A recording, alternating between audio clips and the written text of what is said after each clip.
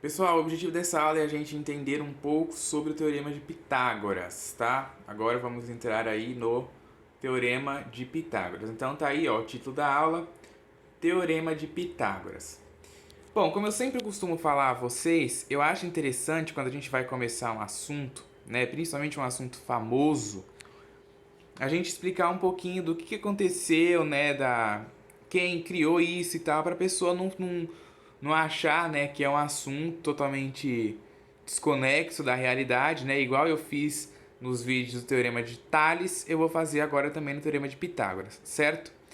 Quero começar aqui mostrando, né, para vocês onde que quem criou isso, né, por quê e por aí vai. A gente vai entender, né, o porquê, principalmente no desenrolar aí das aulas, né, do desenrolar da playlist. Mas aqui nesse primeiro vídeo introdutório do Teorema de Pitágoras, eu quero falar, né, quem criou. Então, olha só. Um teorema muito conhecido na matemática é esse Teorema de Pitágoras.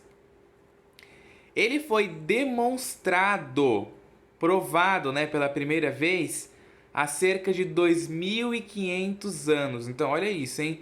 Há 2.500 anos atrás que foi demonstrado este teorema, né? Aí antes de Cristo ainda, né? Não sei, no ano 585, ó, 500 antes de Cristo. Pelo matemático Pitágoras.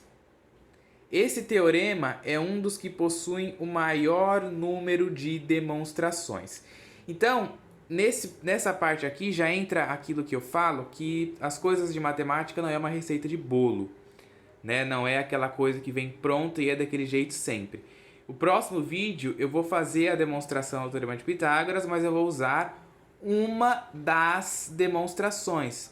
Mas não tem só uma, tem várias. Se você ler aqui, ó, esse teorema é o que possui o maior número de demonstrações. Então tem várias demonstrações, tem muitas. Claro que eu não vou fazer todas aqui, eu vou fazer só duas. Eu vou mostrar a primeira que vai ser aqui na lousa, e depois eu vou mostrar, ó, vamos ver no decorrer da playlist a demonstração desse teorema na lousa e também no GeoGebra. Uma das formas vai ser na lousa, eu vou explicar a demonstração dele como foi feita na lousa. E depois eu vou explicar também no GeoGebra, tá? É interessante a gente ver essas demonstrações, ver essas coisas que são um pouco mais complicadas, a gente vê isso no GeoGebra, né? Porque facilita o entendimento, facilita a gente ver, a gente consegue ver as coisas de uma forma concreta lá. Como eu costumo falar, no GeoGebra a gente entende as coisas com o coração e não só com a razão. Aqui na lousa, muitas vezes, a gente entende as coisas com a razão. Mas lá você entende de fato como que é o decorrer das coisas. Então, por isso que eu gosto de trabalhar muito com o GeoGebra. Tenho tentado aí usar o GeoGebra, trazer ele em todas as minhas playlists, né? Esse ano aqui, todas as playlists têm vídeos de alguma coisa no GeoGebra. Eu acho interessante, acho importante fazer essas amostragens, né? A gente mostrar essas coisas nesses aplicativos. Não tem só o GeoGebra, tem outros, né? Mas o mais famoso aí, o que eu acho melhor é o GeoGebra. Então, o Teorema de Pitágoras apresenta a seguinte relação entre os lados de um triângulo retângulo. Lembrando, triângulo retângulo. Em qualquer triângulo retângulo, o quadrado da medida da hipotenusa é igual à soma da medida do quadrado dos catetos, né, ó. Acho que isso aqui é uma coisa bem comum aí, né, que você vê até antes de chegar no ensino médio, né? Lá no ensino fundamental, a gente trabalha também com o teorema de Pitágoras, né? Só que lá não é dentro da área de trigonometria, né? Na área da geometria.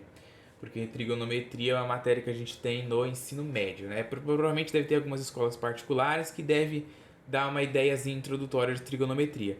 Mas eu acredito que a maioria não deixa a trigonometria para ser tratada no ensino médio, né? Porque não tem só o teorema de Pitágoras na trigonometria, tem muitas coisas também.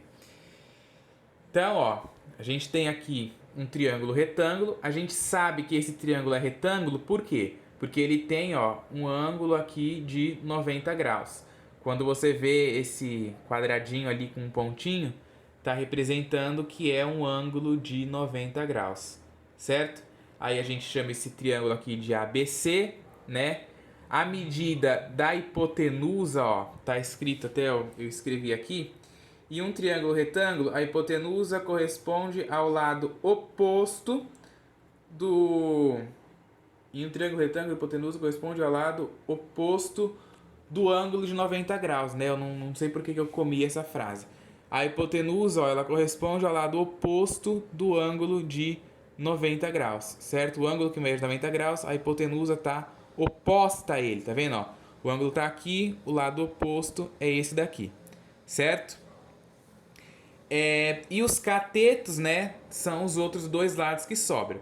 Então, quando você vai fazer o desenho, né, está aqui, ó, A, B, C. O A está oposto aqui, ó. O B está aqui, que é o outro cateto. E o C está oposto a ele aqui, que é o outro cateto.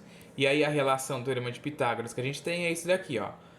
O A, que está representando a hipotenusa, né, ó, que é este segmento aqui, é igual à soma do quadrado dos catetos, que é o B e o C.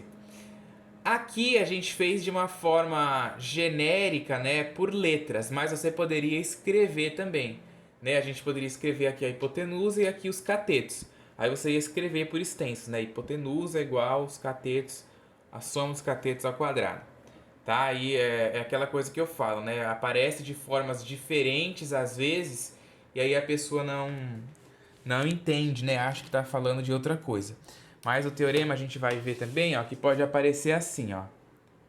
A hipotenusa elevada ao quadrado é igual à soma do quadrado dos catetos, tá? Então você pode escrever assim também, ó, hipotenusa, né, a abreviação de hipotenusa, e aqui a abreviação de catetos. A soma e todo mundo aí elevado ao quadrado, certo?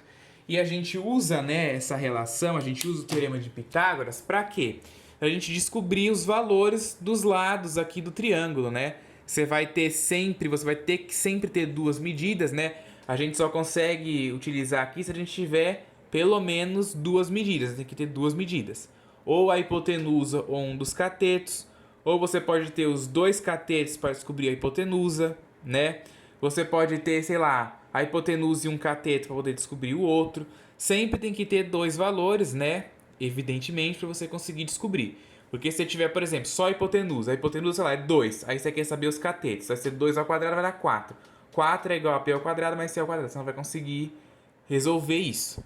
Agora, se por exemplo, você tem aqui os dois catetos, sei lá, os dois catetos valem 2, suponha. Vai dar 4 mais 4, que vai dar 8, né? Aí vai ser a elevado ao quadrado igual a 8, raiz de 8, tá? Vai ser a hipotenusa. Então, você sempre tem que ter pelo menos dois valores para você conseguir descobrir aí ou os catetos ou a hipotenusa, certo? É importante entender isso porque às vezes você vai aparecer lá exercícios, algumas coisas, que se você não observar isso, você não vai conseguir resolver o exercício, ok? Olá, o teorema de Pitágoras, ele recebe esse nome, né, Pitágoras, em homenagem a Pitágoras, que foi o primeiro matemático a demonstrá-lo. Contudo, alguns casos particulares deste teorema já eram conhecidos por povos anteriores a Pitágoras, como, por exemplo, os egípcios, certo? Mas aí a primeira pessoa que realmente demonstrou o teorema de Pitágoras como a gente conhece hoje, né? Lá 2500 anos atrás, né, ó, que ele foi demonstrado deste jeito aqui que a gente conhece hoje, foi Pitágoras, certo? Então, gente, no próximo vídeo aí, a gente já vai ver a demonstração desse teorema de Pitágoras, certo? Vou fazer duas demonstrações. Primeiro eu vou fazer a demonstração aqui na lousa, né? Vou dar uns exemplinhos e depois a gente vai fazer a demonstração no GeoGebra também, tá? Acho interessante, acho importante a gente ver essas, pelo menos aí, duas demonstrações, tá? Para poder entender e com o coração, como eu sempre digo, e ver que de fato, né, esta relação ali, o quadrado da hipotenusa igual a soma do quadrado dos catetos, está correta, ok?